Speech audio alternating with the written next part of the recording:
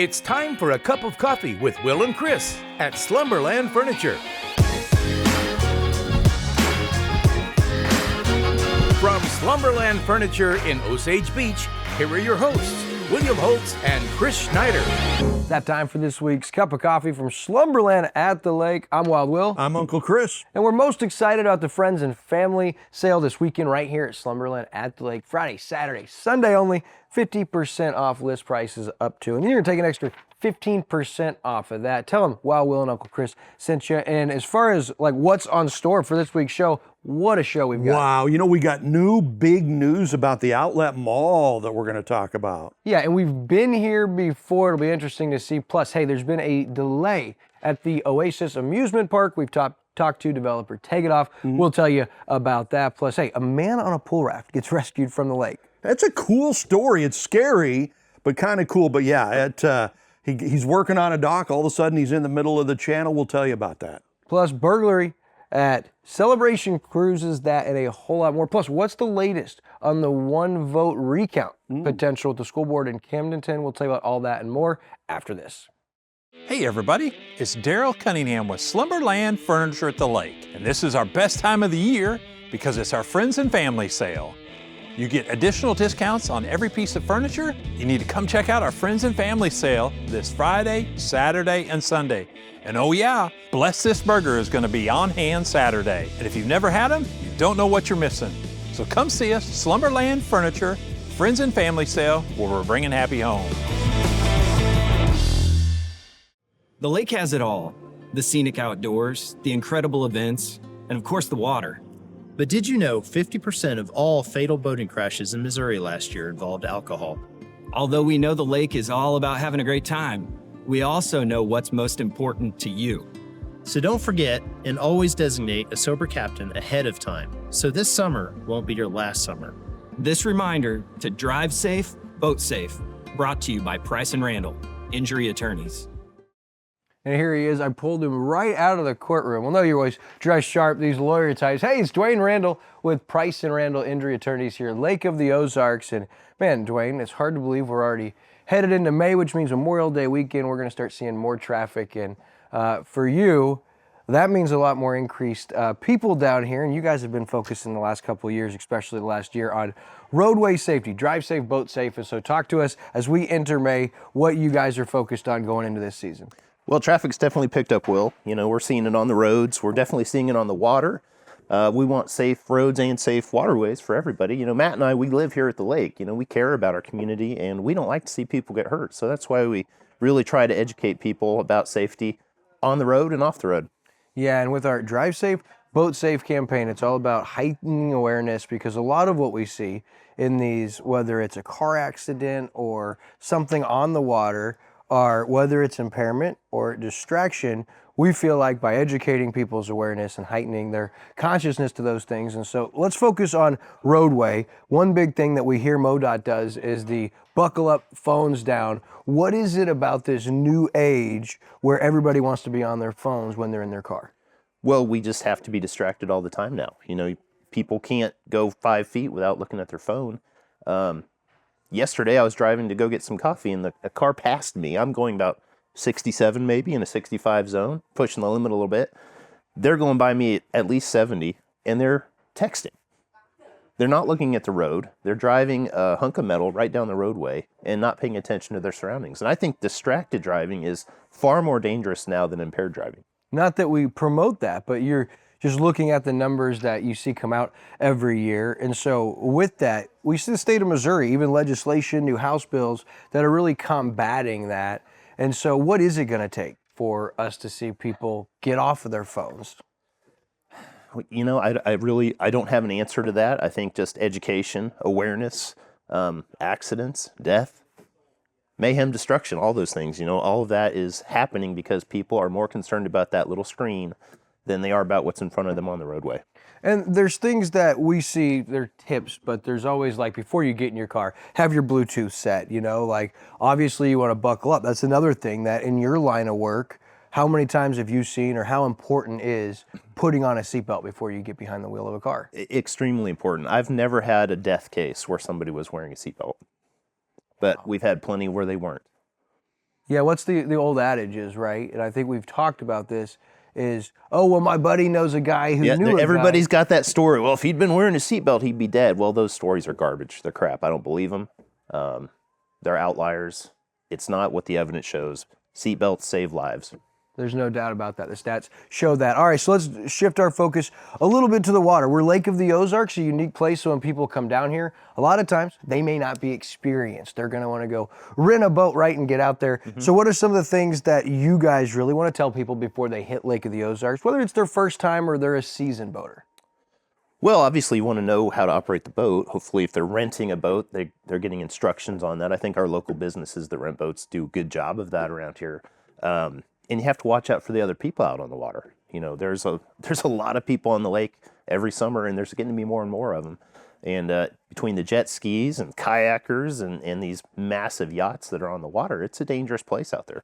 Yeah, and like you said, man, you and Matt, you guys both live down here at the lake. You guys love to enjoy what the lake has to entail, but you like to do that responsibly. And so I'm excited that throughout the year, you guys are going to be doing a lot of different stuff. You guys are involved with high school sports. You guys are involved with shootout. But something that's new for you guys, and we don't want to tell them what we're going to do, but you guys have seen with Bike Fest and bikers that, man, that's something you guys really want to heighten awareness as far as, hey, look out for bikers. And so we're working on something pretty cool we're going to be doing together this year for Bike Fest. You guys are really wanting to focus on those bikes. Oh, yeah, yeah. Well, you know, a motorcycle accident, it doesn't work out very well for the rider. You know, they just don't have the protection of a vehicle, and what could be a minor accident could be fatal to a motorcyclist. So we've got to have other drivers out there watching for those motorcyclists, and we've got to have the people riding the bikes be careful too. Yeah. All right, this is Dwayne Randall. Before we let him go, we've heard a little bit about things you can do and what's important about, hey, keep your head on a swivel, make good decisions. You want to have a great time this summer, so always remember to drive safe and boat safe. But I wanted to let you guys get to know Dwayne just a little bit. You said you're familiar with the lake, so tell us a little bit about Dwayne Randall before it came to Price and Randall Injury Attorneys, just a few years. A few years, huh? Well, I'm originally from Kansas. I've been here since 2006. My wife's family is from this area, so that's how I ended up here. And I didn't know what Lake of the Ozarks was, Will. I was like those people out there that think we're talking about Branson. So, yeah. And here I am, 20 plus years at Lake of the Ozarks, and I love it here. The people are great. There's a lot of things to do. It's a beautiful area, and you know, it's been a really good thing for me and my family. Yeah, and what changes you've seen since first coming here, and you know, you were like, man, the lake's crazy in 06, right? Well, it's a little different now, almost 20 years later, right? Yeah, well, there's more boats, there's more cars, there's more people. It's a wild place sometimes. All right, so if Dwayne Randall, not in the courtroom, where are we going to find you at Lake of the Ozarks on a day off? On a day off? Well, my kids show cattle and horses, and we do that. You know, we've got livestock, and we get a lot of enjoyment out of that, so that's what we're doing. And there's a lot of great land here in Lake of the Ozarks in the Tri-Lake area for that. Okay, last thing. What is your favorite Lake of the Ozarks event? You know, I'd have to say the shootout. Yeah. Yeah, it's hard to beat that one. Yeah, no doubt. That's a local event here, but it's a global event and offshore. But before I let you go, as far as people out there, they're like, hey, I want to find out more. I want to plug in with Price and Randall Injury Attorneys, or maybe they know someone and they need to find an injury attorney. You're not going to find anyone better. How can they plug in? Well, obviously, we're online. Phone number 573-444-5555. PriceRandall.com. Google us, look us up. We've got some great information on our website. And if you ever have a question, even if it's not something we handle, give us a call. We'll try to find you the right lawyer. That's awesome. That's our good buddy Dwayne Randall with Price and Randall Injury Attorneys. And don't forget, whether you're on the road or out on the water this summer, simple decisions truly can save lives. Drive safe, boat safe. We'll be right back after this from the Ozarks Amphitheater. The biggest names in music visit Lake of the Ozarks in 2025 at the Ozarks Amphitheater. Get ahead of the crowd with the Ozarks Amp Fan Club. Score pre-sales, announcements, special offers, day of show details, and so much more. The best part is, it's free to join, but you've got to sign up to beat the crowd. Visit ozarksamp.com and score big with Missouri's #1 outdoor music venue, the Ozarks Amphitheater. We'll see you under the stars. Yeah, make sure you go to ozarksamp.com to sign up and be part of their fan club. Don't want to miss that, man. They're going to have so many good shows getting ready to get kicked off here in May. I'm gearing up for Dwight Yoakam, baby. That's coming fast. Yeah, I'm gearing up for the Avett Brothers in July. Can't wait. But a big story dropped Monday. Janet Dabbs, Lake News Online. It looks like the Fosters, they present at the Republican Central Committee meeting, and they announce, look, we're moving forward with big things in store for the outlet mall. Yeah, Chris Foster, his dad, Dr. Dan Foster, they tried to buy the outlet mall a few years ago. That deal kind of fell through. They had problems with the city, but they're back now, and Chris Foster's talking about it. He says, I think there will be more excitement for this than anything that has happened in Camden County in decades. So he's talking about the Oasis theme park, too, when he's saying that. He says he is the Horizon Development Director. This is Chris Foster. Said he could not divulge everything about the project because a lot of things are still in the works, obviously. And he said, quote, we are bound by confidentiality agreements with many of the tenants we're working with now. Sky Real Estate purchased the property December of 2024. So it wasn't that long ago, about 6 months ago, something like that, from Simon Properties, 60 acres, 391,000 square foot shopping center. And obviously it's declined over the last decade, right? Kind of in ruins to a certain degree. And Foster, believe it or not, he actually attributed a portion of the decline to the previous owners, Simon Properties. He says they own so many properties around the world that they have invested zero effort into this one. And I think there's some truth to that. I think that was one of the reasons this property went down. They're looking to get a TIF, right? Working with the city, again, for a tax increment financing deal. That's called a TIF. The city of Osage Beach seems to be working well with us this time, Chris Foster said. That was one of the reasons it fell apart last time. Yeah. And I think Foster said, we were the group that planned to redevelop the property 3 years ago. We had an impasse with the city of Osage Beach. So obviously there was a problem they could not get worked out. Now they're back around for a second try, it looks like. The Foster family has been here at the lake for a long time. His family homesteaded in the area in the 1820s, and they have been big property development people, condos for many decades. Retail shopping, Foster said they're working to bring back some of the tenants that were there before, former tenants like Nike and Gap. They're going to have what they call a baker's market, which is interesting. A new baker's market planned for the backside of the mall, which is like a farmer's market. Fresh local produce, baked goods, as well as the addition of local crafters, woodworkers, and artisans.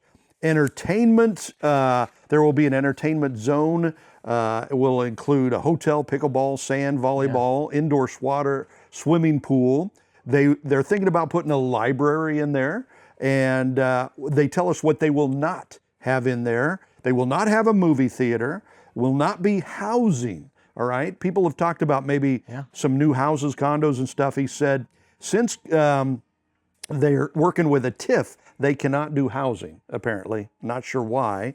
Foster wasn't able to reveal the name of the new mall or the start date, but he did say the lake area would see bulldozers start to work in the next 6 months there. So big update on the possibilities of the new outlet mall. Yeah, I found it interesting too because Don Newhart, he was quoted in the article as saying, I'm all for this, I'm not for a TIF. Most of us here locally think that you should bring your own, because anytime locals here at Lake of the Ozarks hear TIF, there's this sense of panic, right? And so there's a couple of questions here, and they say, yeah, we're working with the city on a TIF already.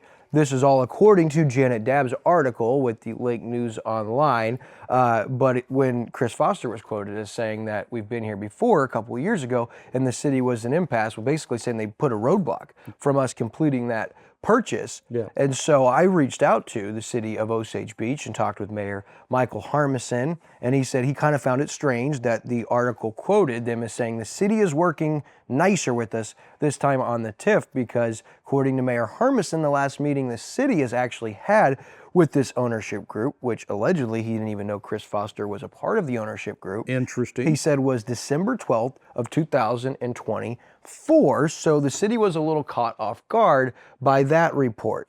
Now, he said the city absolutely wants this to go forward. He would be excited to see it happen, but they have not been approached since December 12th. And he said if the new ownership group or the developers, are looking to get this happen or need assistance, the city is open to discussion and would love to be involved in the process. But there is a bit of a discrepancies from that report and saying we're already working on a TIF in regards to Osage Beach, saying, hey, we've not talked to the ownership group since December. So maybe they feel like they've got something going, but not with us, not since December of last year. So over 4 months have passed.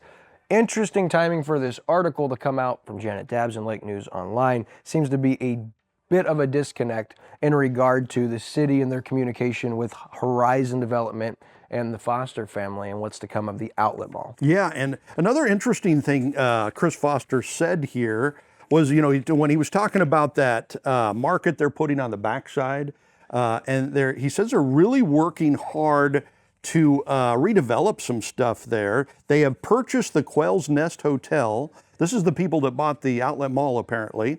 That's located across from Deerberg's. And he said they plan to take down the trees on the backside of the highway so there will be more visibility from the street to see the back. And he says the focus on the backside will be to have direct access from the road, pushing the traffic to the back of the property and utilizing a roundabout for easier traffic flow. So, I mean, it really sounds like from Chris Foster, they've put a lot of thought into this. They have a lot of plans. Apparently, they haven't talked with the city much about it, though. Not according to the city, not since the Horizon ownership team, December 12th of last year. I found that interesting. Yeah. And so we'll continue to follow that. Now, other news you saw Lake Expo came out with the reel outside the Lakeport at Oasis Amusement Park site saying, hey, we haven't seen any movement here for months. Well, I reached out to Jeff Tegedoff and said, what's going on? And he said, yeah, there's going to be an article dropping. He said, there's no doubt. He goes, I got overzealous. And where I got overzealous was how rapidly I could actually acquire over 2,600 deeds for a timeshare. Yeah. There were over 2,500 to start. There was 13 left at one point in time. And Jeff said, developer Tegedoff, he said, then we started to have to get bounty hunters and started to hire agencies to find these people because until all of the deeds were picked up from the title company, they could not get a clean title. Until a clean title was in place, allegedly they couldn't move forward with some of the progress. And so he has spent hundreds of thousands, if not millions, allegedly, tracking these people down and getting these deeds out. And so now that they have a clean title, he said that they will be all deeds will be final and collected. They can move forward. He says, and there is still going to be a delay. He pushed it back according to Lake Expo's timeline. I think you got a pretty good idea of how long, but I did see it go online and everybody's like, this project's going bankrupt. It's going to be an eyesore. And it's like, well, it doesn't really seem like it. It does seem like this is a much more complex and, process. Can you imagine trying to track down 2,600 people to tell them, hey, come pick up your money for your deed? That would seem to be an impossible task.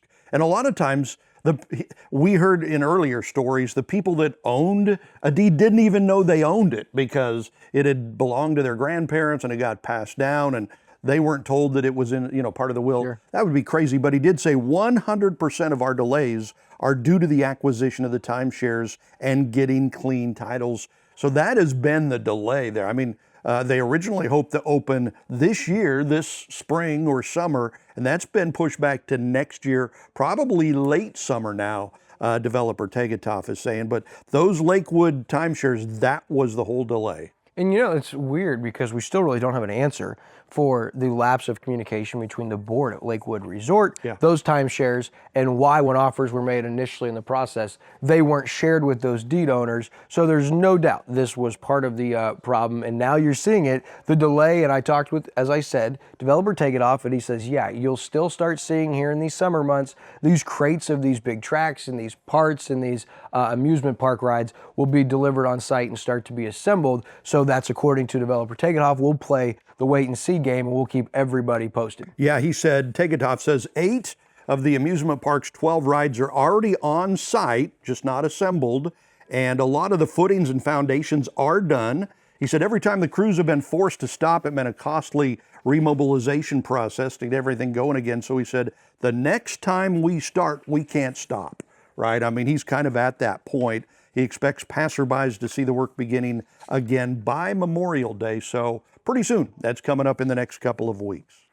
Well, and our next story, was hot the last couple of weeks, was the one vote difference in the Camdenton School Board election on April 8th, Yeah. right? Well, Tuesday of this week, it was slated to have a school board meeting, and on the agenda was to certify the April 8th election results. Well, there was still a petition in place to have a recount for that election without a judge ruling, and so that was supposed to take place Tuesday at noon as far as Judge Aaron Coppin was going to hear the petition for a recount. We don't know because we record, of course, on Tuesdays, but from my understanding, Judge Coppin is going to say whether or not there will be a recount and whether the petition is approved or accepted, where it will take place, whether it'll be a hard count or an electronic count or however it'll go down, and then who will be privy or part of that process. And so we should have that information later Tuesday. If you check out on Facebook, we'll have an update there. I did check with Dr. Sean Kirksey, and he said, yeah, they were waiting for legal confirmation, but whether or not they had heard back, they thought that reorganization of the board members should be tabled while the recount proceedings continued, and that was in talking to him Monday. So sounds like everybody's on the same page here, and there's no animosity, right, between the school board members, Debbie Wright, and of course, Eric Walters, who were within one vote of each other. There's no animosity between Doesn't those sound like it, no. two. I think they want precedent for fair elections, and what I found strange was there is no precedent in place. When you have an election this close, 0.04%, a recount is not automatic. Yeah. Like the person that was within one vote would have to make all of these steps as Debbie Wright has had to take. So it's kind of interesting that there's not something in place that would automatically call for a recount. Yeah, and apparently it's not an easy process because Debbie Wright was saying, she says the process to get the recount was weighed down by legal confusion, lack of guidance, and pushback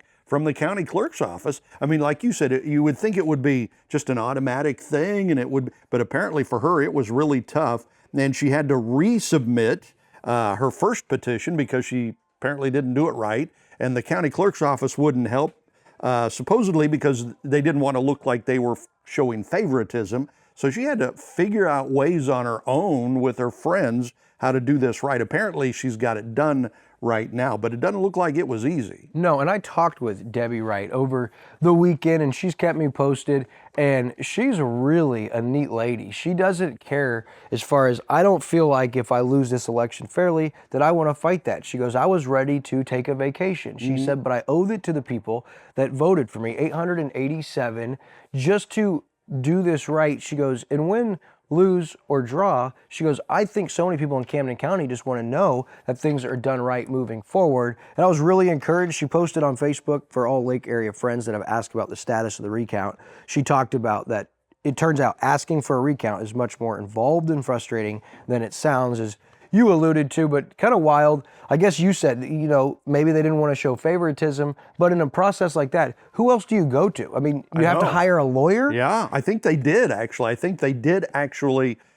She said, I got help from a friend who knew a lawyer to help me get all this done. So, I mean, that's pretty sad. Right, that's wild. That is kind of politics, though, in a nutshell, that, you want to serve, you stick your neck out there, and you're fine with the results, right? But people say, no, you really need to challenge this. Should have already been challenged, or there should have been something in place, you would think. And that's just my opinion, but we'll keep you posted again. We didn't know the results or how the recount was going to take place, but if you check out our Facebook page, I'm sure we have an update by the time you see this. All right, so Celebration Cruises had a burglary last week. Yeah. And maybe not the sharpest two individuals who did it. 2 male suspects caught on surveillance video. One of the suspects can be seen with a full tattoo sleeve on his left arm. The other suspect appears to have an angel tattoo on his left shoulder with words across his left chest. Reported stolen goods and cash from the company's safes.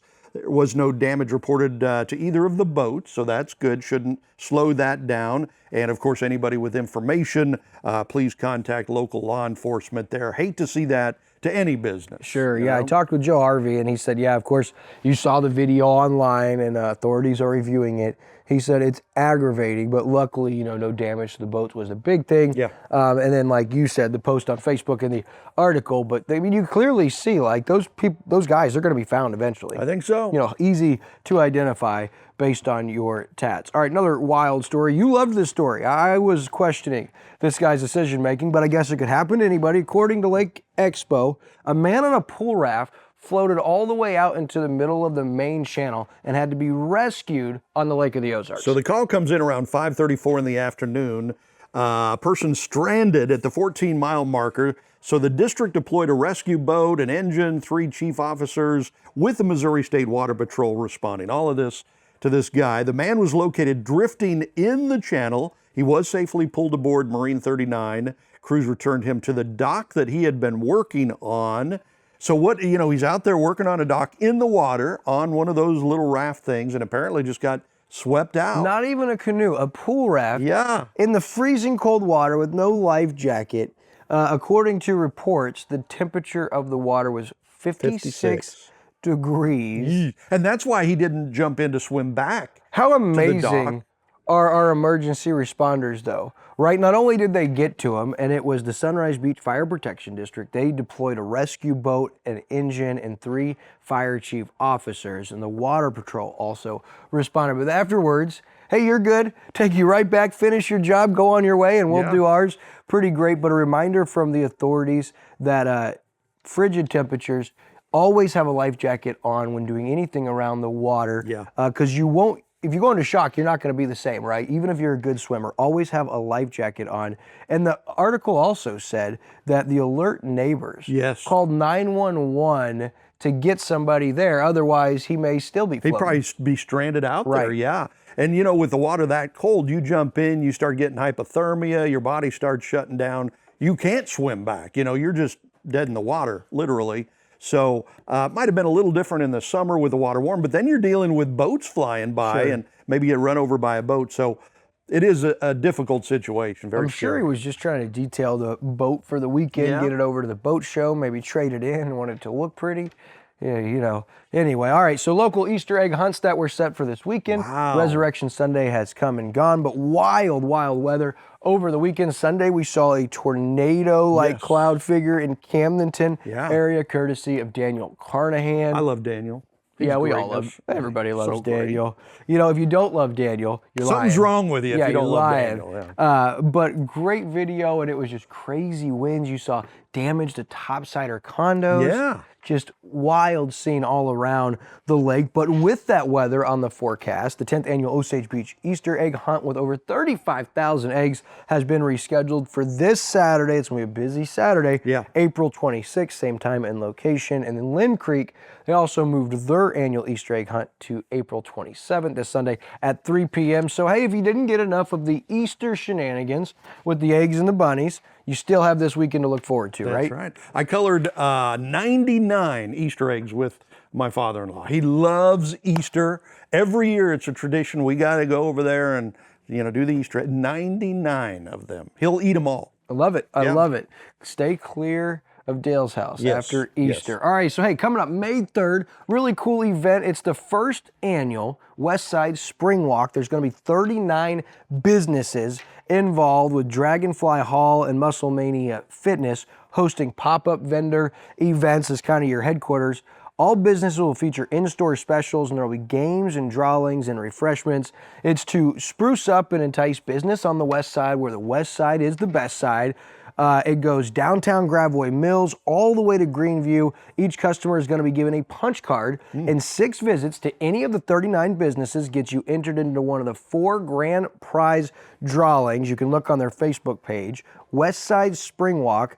Many of the businesses are already posting ads, but if you look at the list, everybody that's anybody on the west side is part of this. So you want to go check out West Side Spring Walk on Facebook. That's May 3rd, Saturday. Going to be a great event next week. That is so cool. So many good things happening at the lake on both sides of the lake, all over the place. But the west side has stepped up after losing the shootout this last year. They've stepped up with a whole bunch of new events like this and like the Cannonball Run and stuff. Very cool.